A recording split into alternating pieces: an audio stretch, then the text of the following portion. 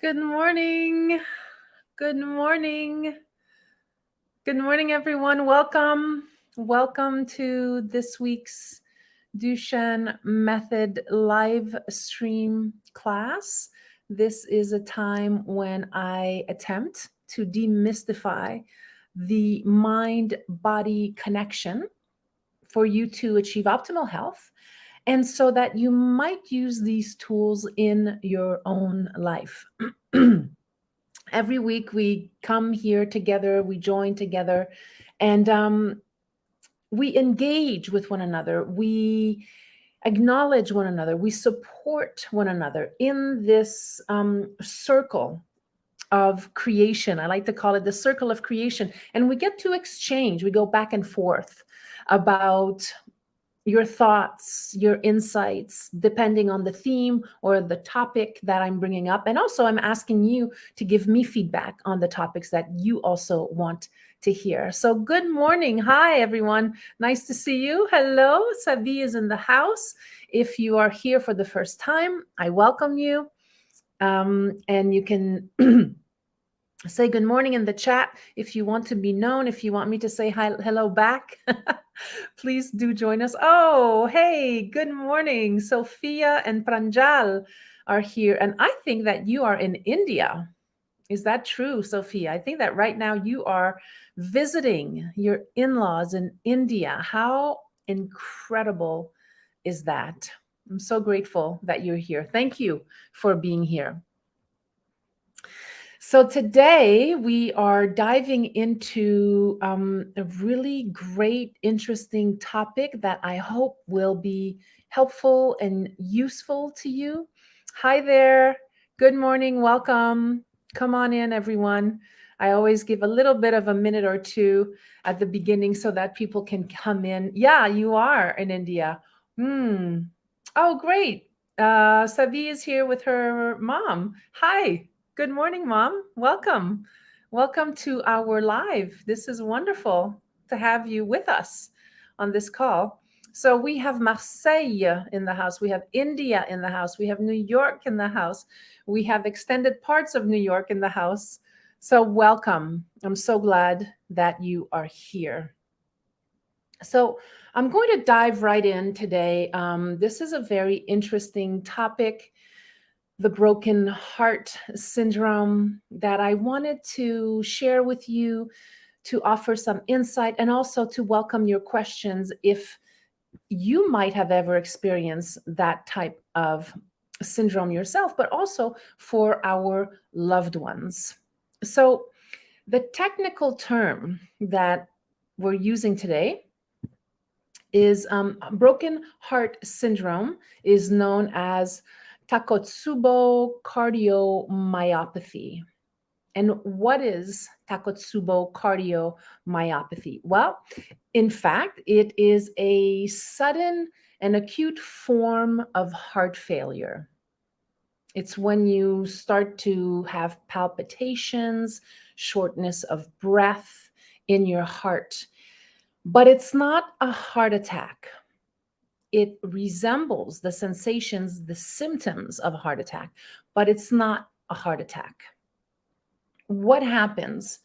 And I'll break down, excuse me, a few of the symptoms that occur and why this might occur for you, or if you've heard of this before. So essentially what happens is that your heart fails on some level.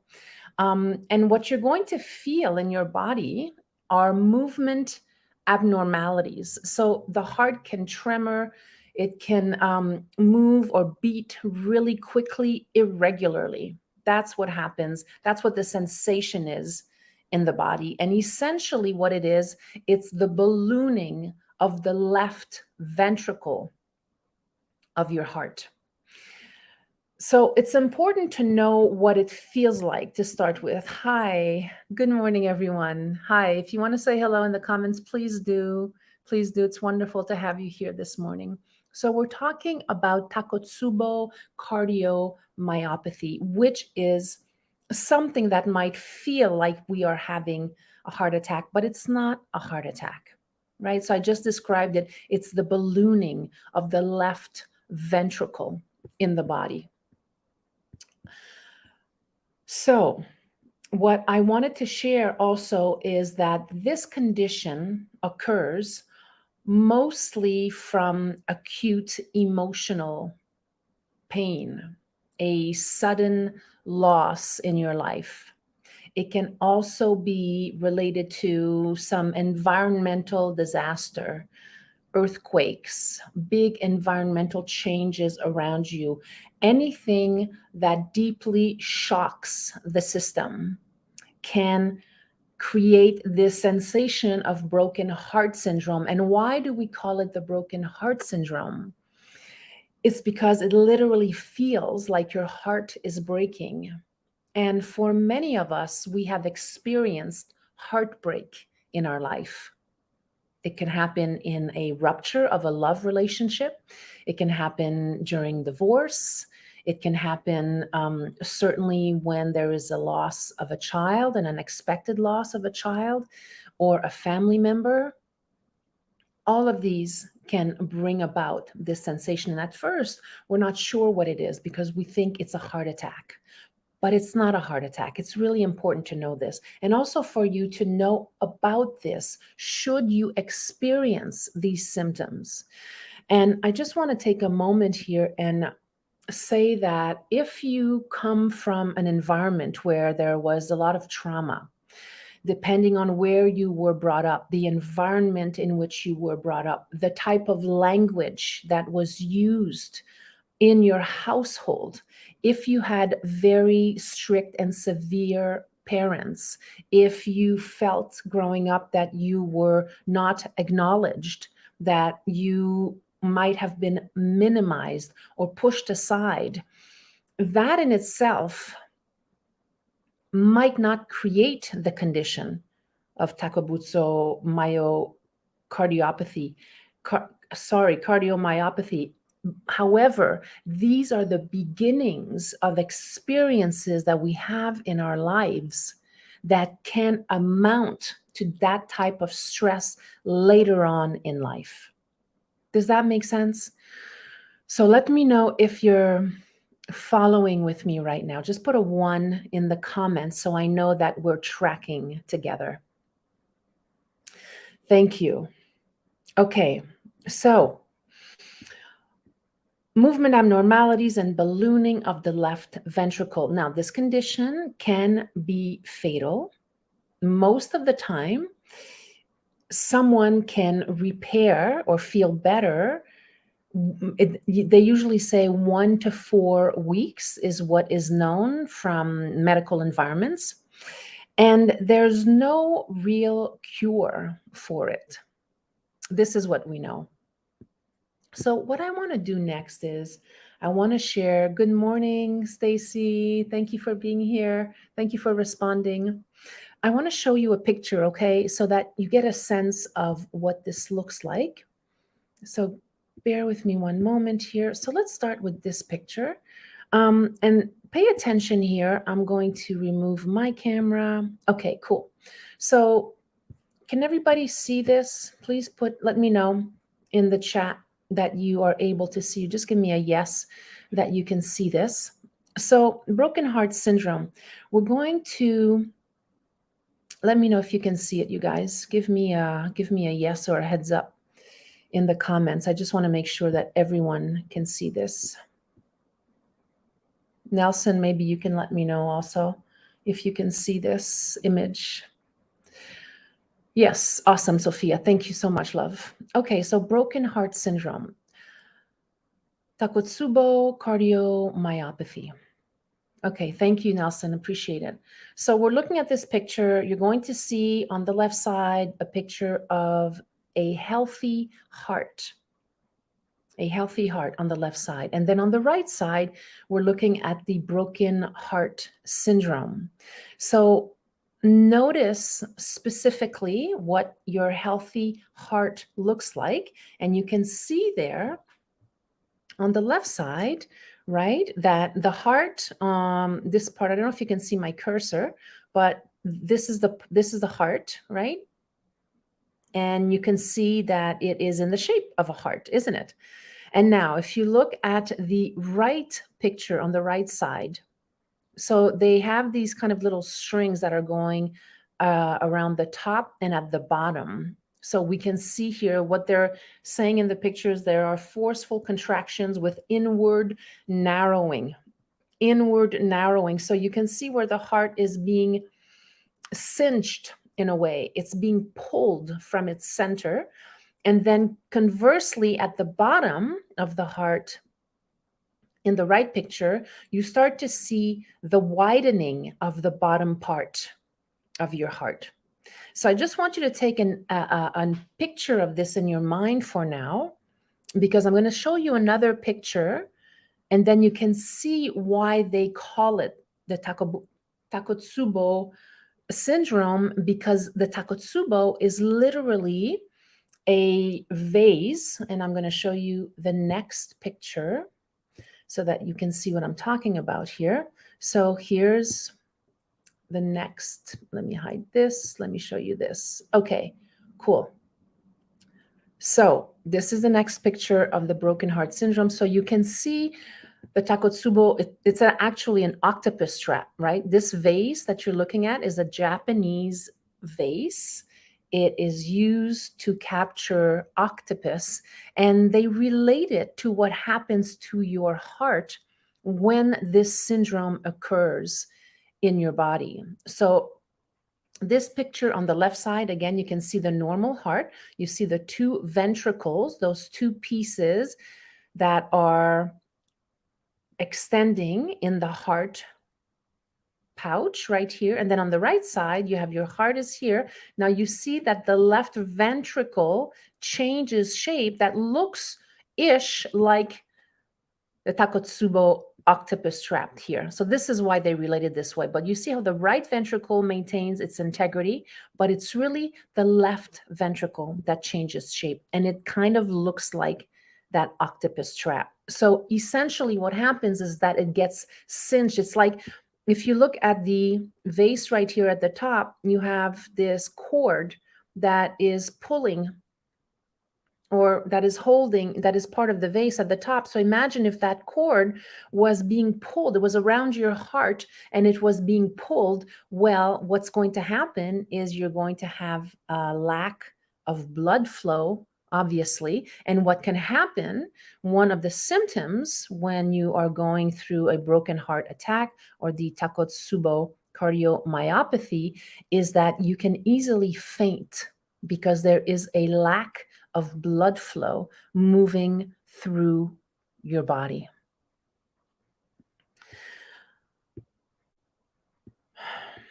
All right, my friends, I'm going to get back on screen. Is that helpful to see the images? Let me know if it's helpful. I have another one, but I just really wanted you to see why they're calling it that name. And literally what happens to your heart is that because of the grief, because of the sudden loss, it's a shock, right? Because of the shock, you can see in those images that your heart literally changes shape.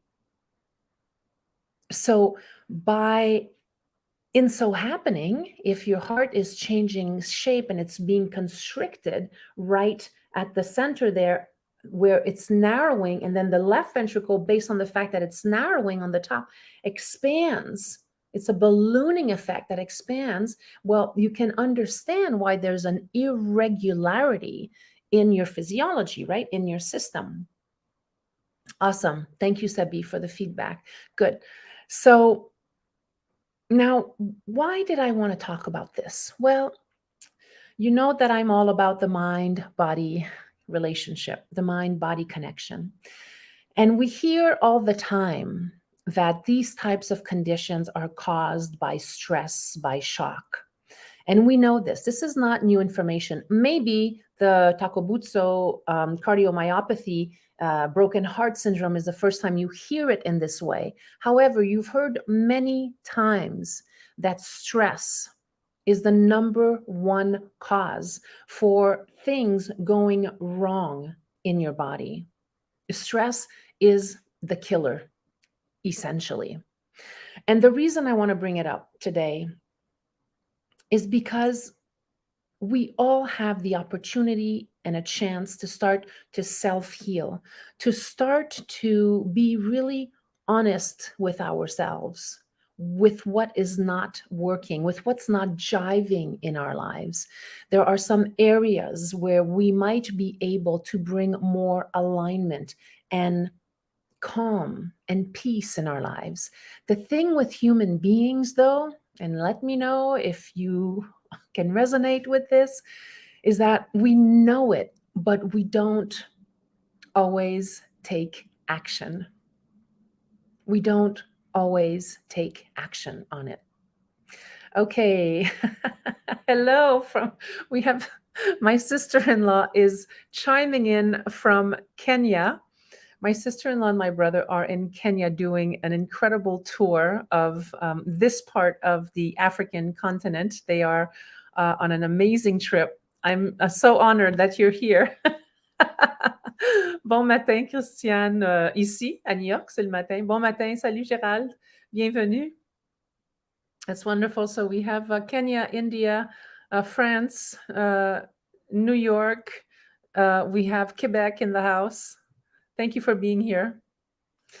Okay, so back to this condition. Actually, I'm going to put the picture back up just for a moment because I want to talk a little bit more about, I'm going to show you a different picture now. Yeah, so this is a different picture. I'm stopping the camera. Okay, so just take a moment as I'm talking, right? Just take a moment. You've seen what this looks like already. So on the left side, you see both ventricles have a similar shape.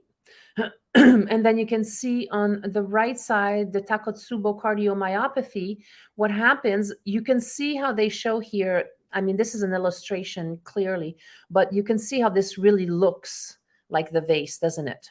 The Takotsubo. So this is even clearer, where you can really see the distinction that's happening in the heart shape.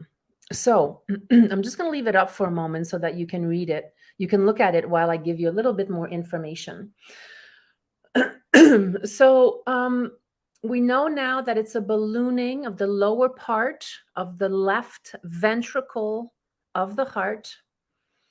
What happens when this bulging ventricle, right, when it bulges, when it expands, we can see in this picture that it resembles a Takotsubo pot.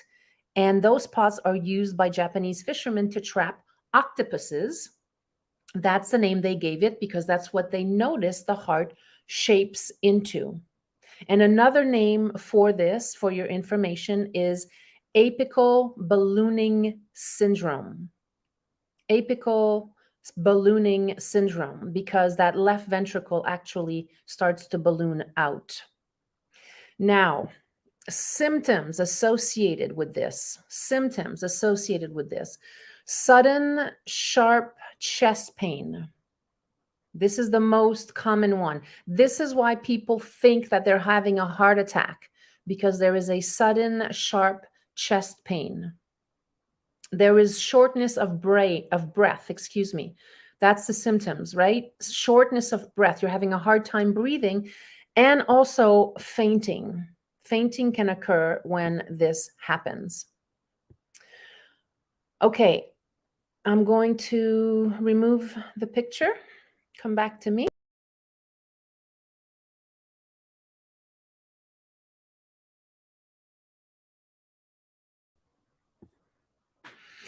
All right, my friends.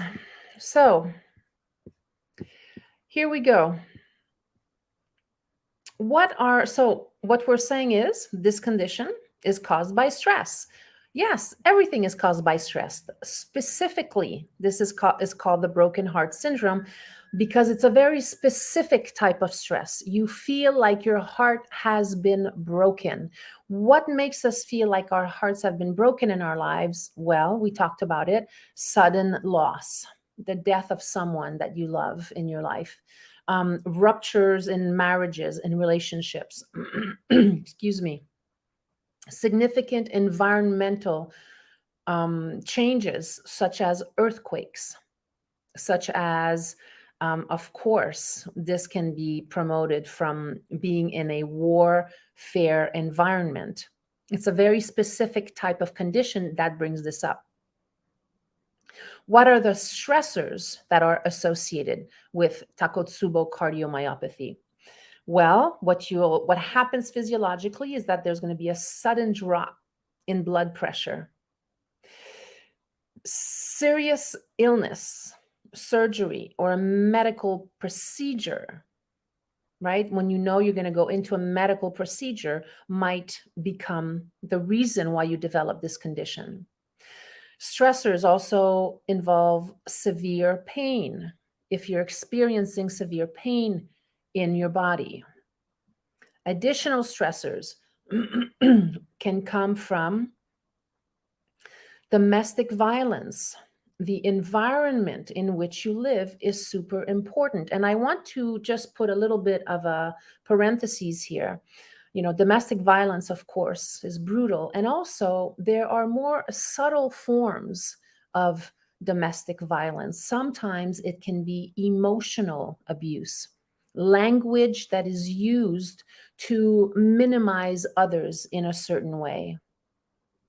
When this happens repeatedly, if you have been told throughout your life that you are a bad person or that you'll never amount to anything, that you're useless, that there's something wrong with you, the repetition of this language, which is emotional abuse, becomes a source of a stressor, clearly, of violence. So emotional abuse, your language, the language we use with one another, is very important, in particular in this condition. So if you were around, or if in your life you are around people who speak to you like this, it's really important. This is why I was talking about honesty before, to be honest with ourselves and to be able to remove ourselves from these situations, or to actually language to say clearly that you're not going to permit this type of language. That is emotional and verbal abuse. And the continuity of receiving that type of information, those types of words, will create deep physiological malfunctions in our bodies. Takotsubo cardiomyopathy, Brokenheart Syndrome is one of them. So as you're listening to me talk, check in with yourself and see if there are some areas, it doesn't have to be so extremely violent. Sometimes, though, we kind of throw it under the rug. There are some micro violences that we experience in our lives that maybe you are receiving some feedback from someone, and it can be in your family, it happens. And sometimes we don't mean to do it, but we don't know how to communicate from the heart or from a mindful place. And sometimes we might be repeating the same things unbeknownst to us. So this is why this work that I do with you in my own practice is all about becoming more aware of ourselves, so that you might be acting and using language that is supportive, that is kind, that makes a difference to your heart space. Does that make sense? Let me know if you're tracking with me again. And if you have any comments or any questions at this time, I invite you to share them with me. I'm going to read them and share them with everyone so that we can make this a little bit more interactive. Okay, so a few more stressors correlated to this condition. Asthma attacks. Asthma, if any of you out there suffer from asthma, that an asthma attack can send you into this broken heart syndrome, where your left ventricle gets constricted and that you can't breathe properly. Receiving bad news is another stressor. So, for example, if any of you have ever received the diagnosis of cancer, that you went to your doctor and something was off and you found out that you have cancer, that can be another reason to develop Takotsubo cardiomyopathy. If you've ever been in a severe accident, a car accident, or an other type of accident, that type of stressor can also bring this on. As I said, unexpected loss, illness, or injury of a close relative, injury of a friend, or even your pet. Our pets are very special to us. So be mindful of that. If you have ever found yourself having a fierce argument with someone, when you lose control and you have fierce arguments with people, it's very possible that you could develop this syndrome. Another big stressor that too many people can relate to, the fear of financial loss. Financial loss is a big one for people.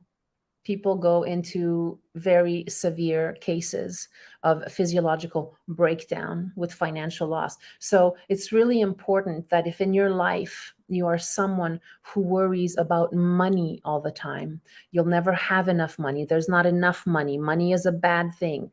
Um, I shouldn't talk about money. I shouldn't tell people about money. I shouldn't, like, money is a taboo subject in our culture, in most cultures actually. Like, people either want to flaunt it or show they have a lot of it, or some people don't talk about it at all. So there's a middle place there, because if you find yourself worrying about money, worrying about talking about money or hiding your money, any type of relationship in this way becomes a stressor that can cause this condition. Fear is another one. If you have intense fear in your life, or if you're scared, you can develop this condition. So these are all stressors that can bring upon this condition. The precise cause of broken heart syndrome isn't known. There's no specificity. There are ideas and stressors that can lead us to this.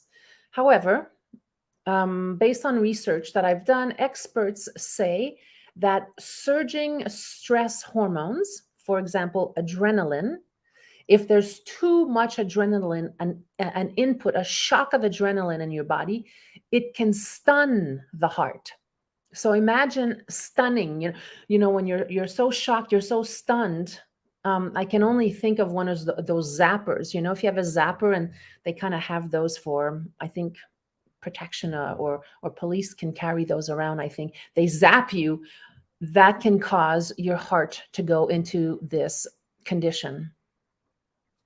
And the very interesting thing that I want to share with you about this is that the broken heart syndrome, Takotsubo cardiomyopathy, occurs more often in women than men, especially after menopause. It occurs more often in women than men, especially after menopause.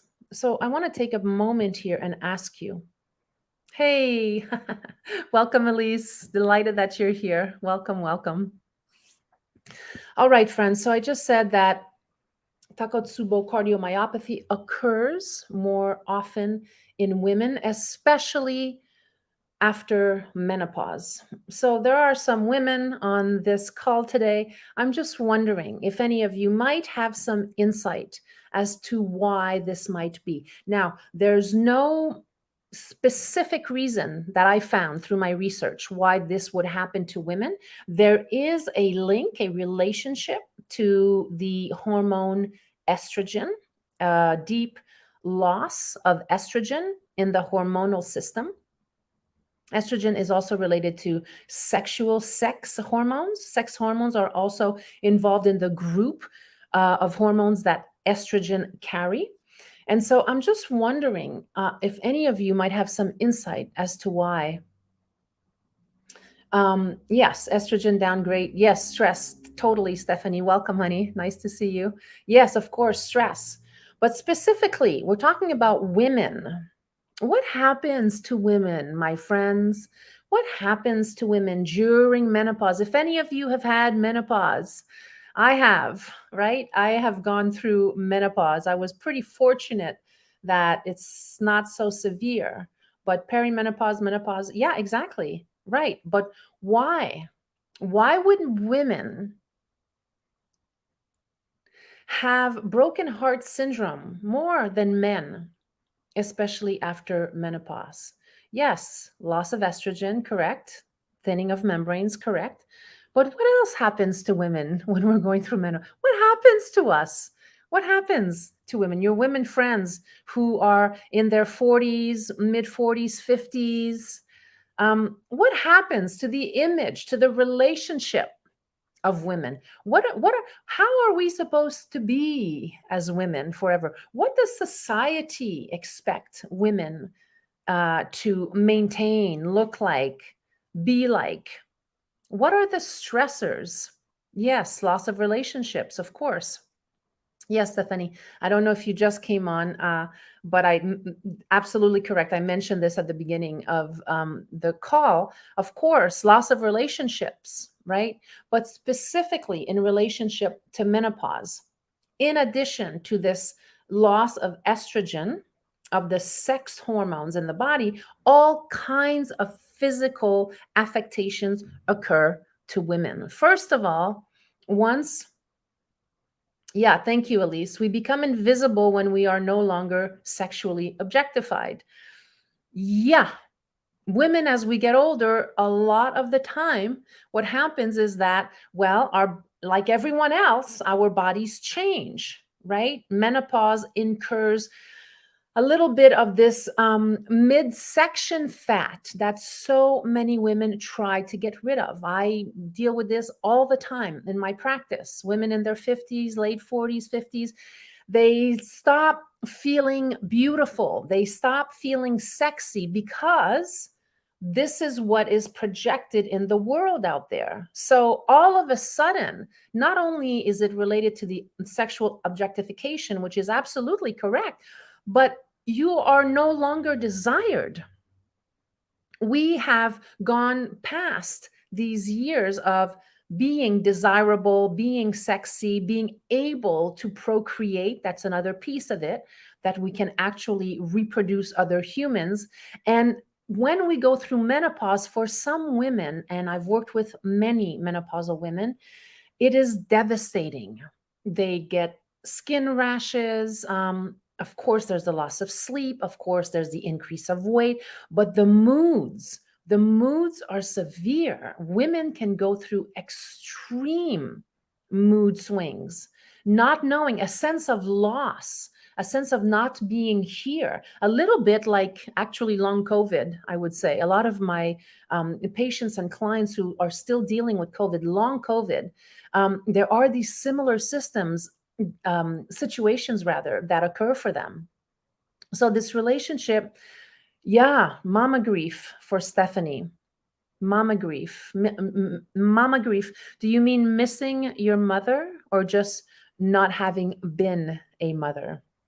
Maybe that's what you mean. So, yeah, there's all these conditions that happen to women that actually increase our stressors as we get older. For you know, for so many women that are actually getting older and that have a hard time with menopause and just getting older, our skin becomes a little bit thinner. So we lose the elasticity in our skin. So for a lot of women, they get Botox treatments, or they get fat liposuction. There's some, changes of the eyebrows, getting eyelashes put on, hair coloring, and all of these things are fine. But think about this for a moment. How much time does it take for us women, for many women, to get our, focus on looking right, on maintaining our youth, on maintaining this vivacity of youth, this sexiness of a woman?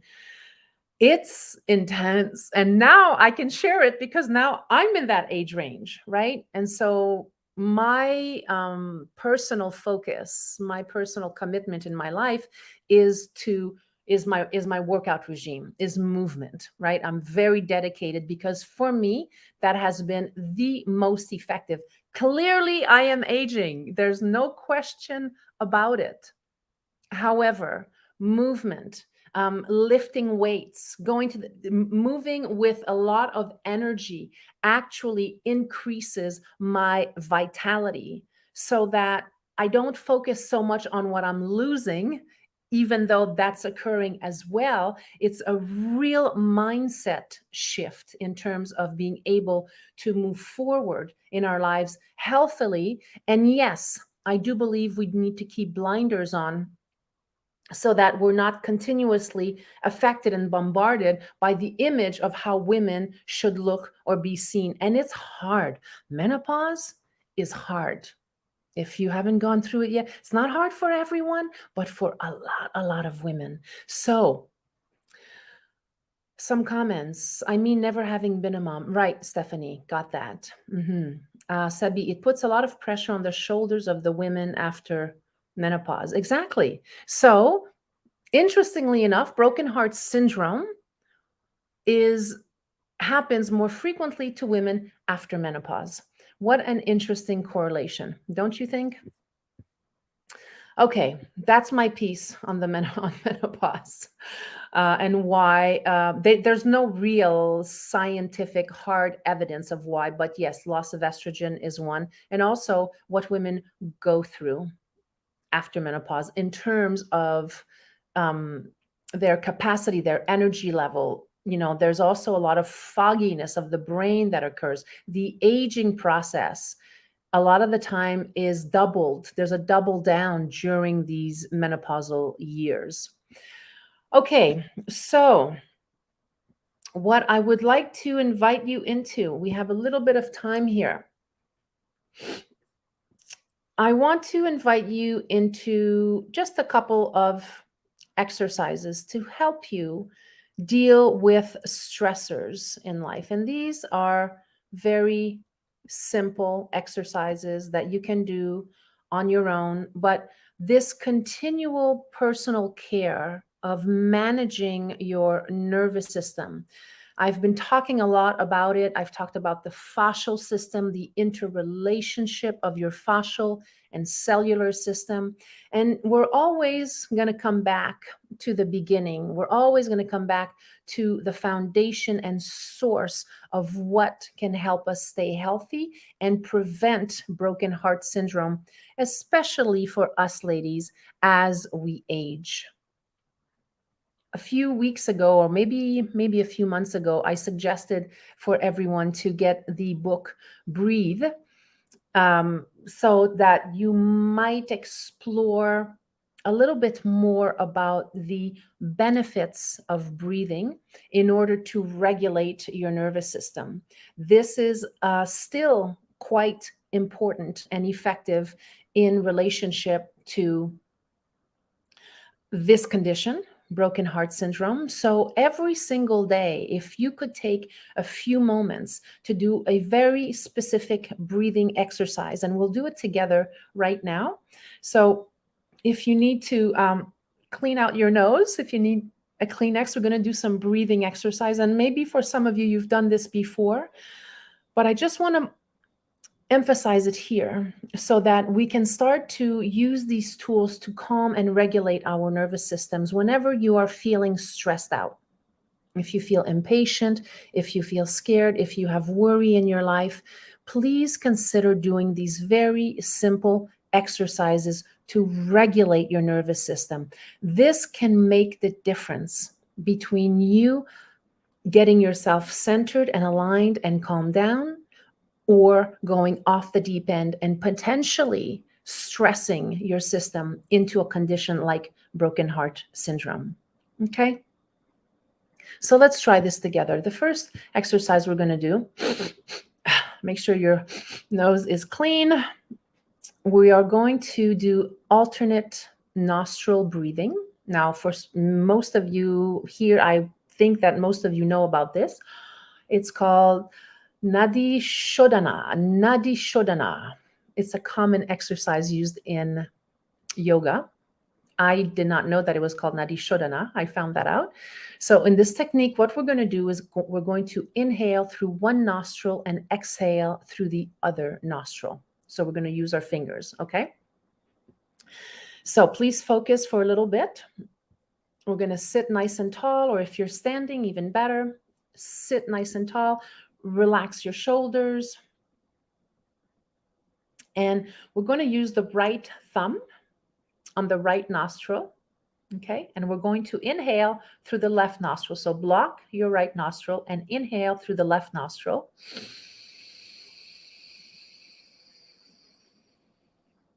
And you're going to put your index finger on your left nostril and you're going to exhale through your right nostril.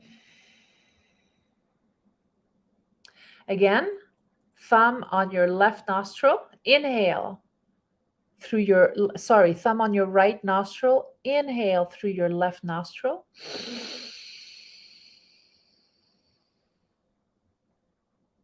Index on right, exhale, on left, exhale from the right nostril. We're going to do this 2 more times. Block your right nostril with your thumb, inhale through the left.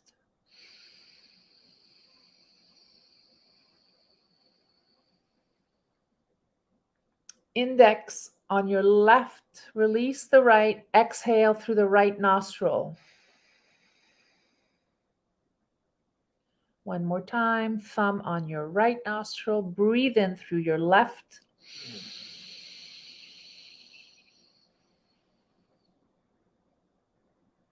And switch. One more time, switch.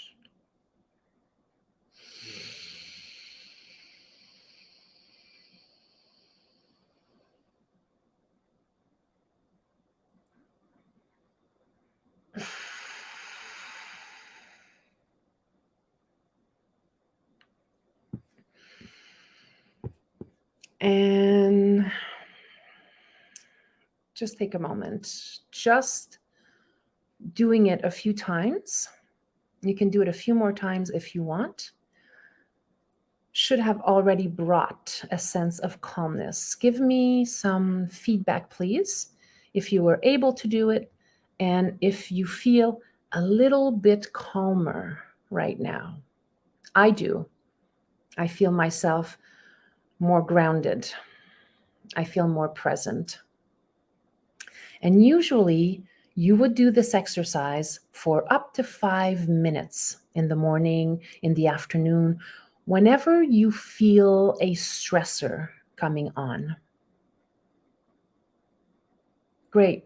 Oh, no worries that you were late, Stephanie. That's totally fine. Thank you, sweetie. Thank you for saying that. You love this reset. Yeah, great. So this is exactly what Stephanie's saying. It's a reset.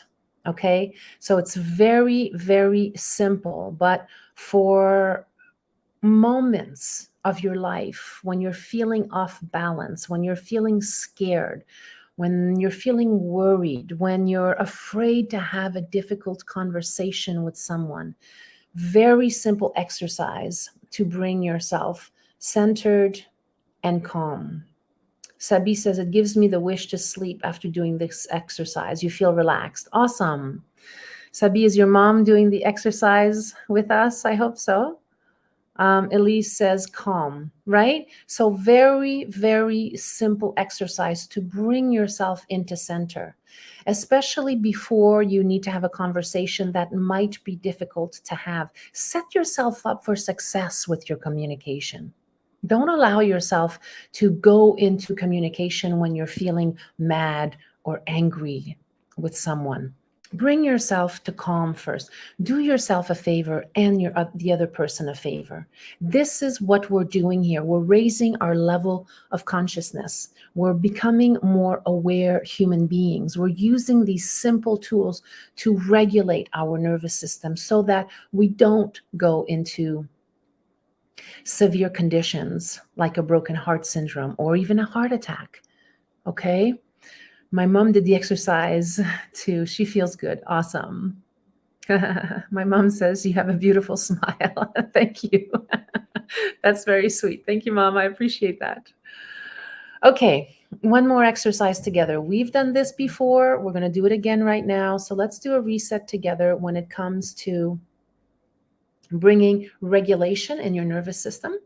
So again, we're going to either stand tall, relax your shoulders, or sit comfortably. You can even lie down if you want. This exercise can be done in any position. It's to regulate the nervous system. So what you're going to do is you're going to close your mouth. You're going to put one hand on your belly and one hand on your chest. So I'm putting my left hand on my belly, my right hand on my chest. I'm going to close my mouth, and we're only going to do nose breathing. So you're going to inhale slowly through your nose. Let your belly rise, let it fill with air, and hold it for a couple of seconds. And then you're going to purse your lips and exhale slowly. So it's going to look like this.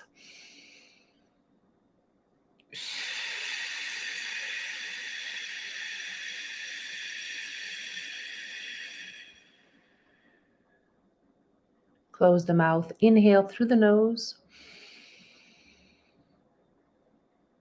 Hold the breath for a couple of seconds.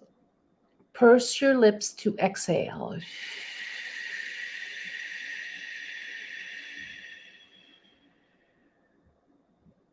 Inhale. Hold it. Exhale.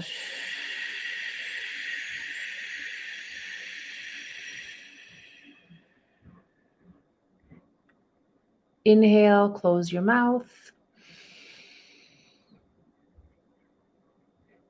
Hold it. Exhale.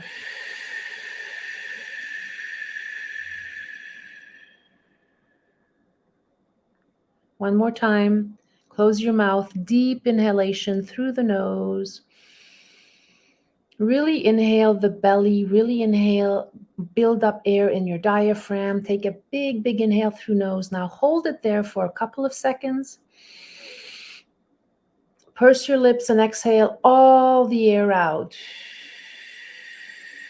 And go as long as you can with that final exhale, letting all of the air out as much as you can, as much as you can.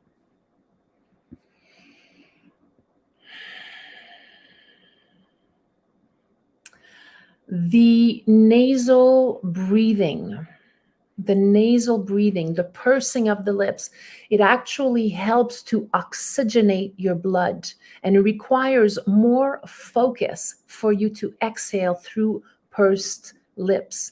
Actually, what happens is that when you breathe in through your nose and you restrict the amount and the rapidity, the rhythm, when you exhale, it actually helps to widen your blood vessels. So you're giving your blood vessels a little bit of a workout. And you can understand why that is important for your heart, right? So if you're exercising your blood vessels, you're creating more space into them through nose breathing. So that first exercise we did, right? And then through inhaling through the nose, pursing your lips, exhaling through the mouth.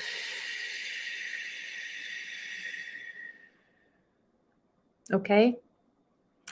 Hey, hello, my love. My niece is here. Karine is here. Bonjour, ma chérie. Bienvenue. Okay. So we're at the end of our time for today. I would love a little bit of feedback from you. Was this helpful? Did you learn something new? Any comments or feedback for me from this live today, which will, of course, be uploaded to YouTube so you can watch it again if it's helpful.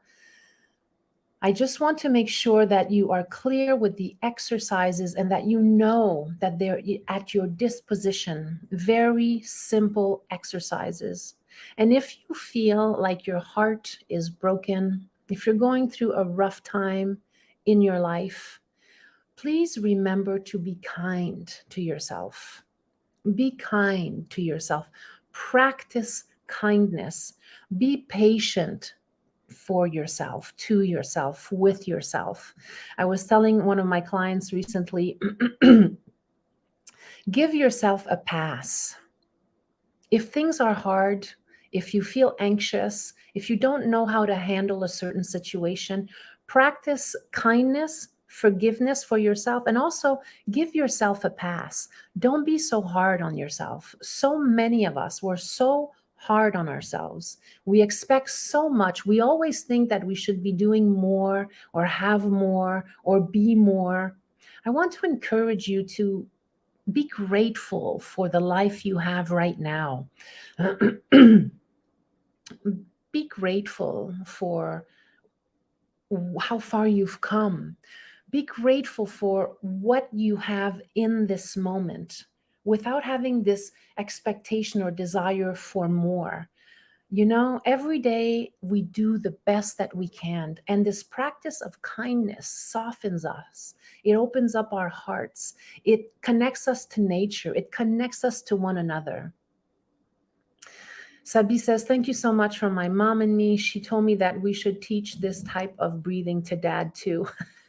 Excellent. Yes, teach it to your father too. Maybe he can come on the next live if he's available. Thank you so much, Sabi. Thank you, Mom, for being here. Stephanie says, yes, so helpful. I was familiar with number 1, not number 2. Awesome. Good. So a couple of new tools. Very simple. Yes. So if you feel like your heart is broken, please be kind to yourself. Do not continue to go in the direction of anxiety, which means you're going to practice these simple resetting exercises. Okay? You can share this video with your friends. Invite your friends to visit my YouTube channel at the Art of Alignment Academy. They can view all of my videos there. If they like, they can subscribe. They can give me a little like.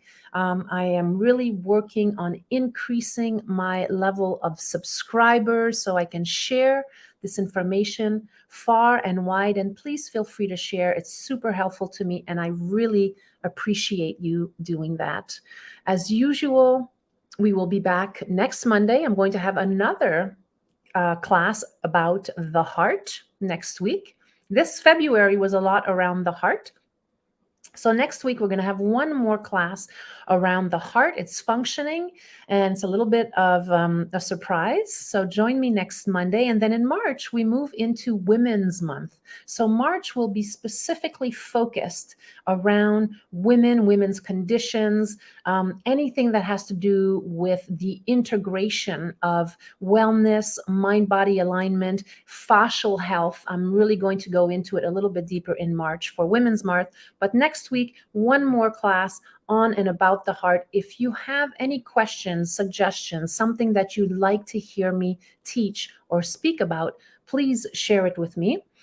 You can also invite your friends to join us. And we have a daily gratitude practice that we're doing at the Duchenne Method Facebook group page. If you want to join us, please do so. Even if you don't write every single day, it doesn't matter. Join us. Be there. Be part of a community, of a group. That is a really great way to release stress in life. When we feel part of a group, part of others who are going through life experiences like us, it's very, very helpful to maintain a healthy, autonomic system, nervous system. It's very helpful. So you can join us at the Duchenne Method. Every day I write my gratitudes. Many of you do as well. Thank you. As usual, I continue to offer complimentary 30-minute consultations for people. Maybe you have a friend or someone you know who might want to ask me some questions one-on-one. Those are complimentary. I offer those. You can find that in my newsletter every single week. Thank you. Thank you for being here. Stephanie, yes. And then, oh, Henry, hi, honey. Nice to see you. Thank you for the reminder of these two breathing techniques and all of the amazing info. Thank you, Henry. I love you. Thank you for being here. And Sophia says, thank you, Anne Marie. It was very interesting and helpful. Pranjal absolutely loved the book Breathe, yeah, and wants to gift it to all his friends. Awesome. He talks about it all the time. Can't wait to read it myself. Beautiful. Thank you all. I send you love, many blessings. Let me do my little outro video. And I hope to see you next week. Be well. Bye, Christiane and Gerald. Have fun in the African Sahara on your amazing tour. Bye, Karine. Bye, everyone. I love you. Thank you for being here.